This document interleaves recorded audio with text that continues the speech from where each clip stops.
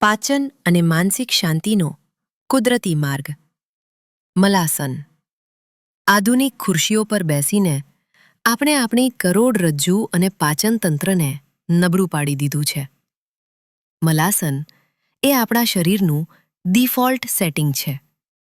મલાસનમાં બેસવાથી તમારા lower બોડીનું blood circulation સુધરે છે અને પેલ્વિક ફ્લોરના સ્નાયુઓ મજબૂત થાય છે.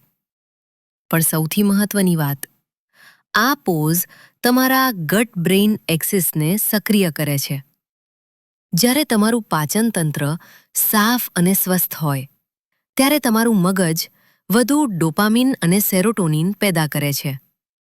દિવસમાં માત્ર 2 થી 3 મિનિટ આ પોઝમાં બેસવાની આદત પાડો.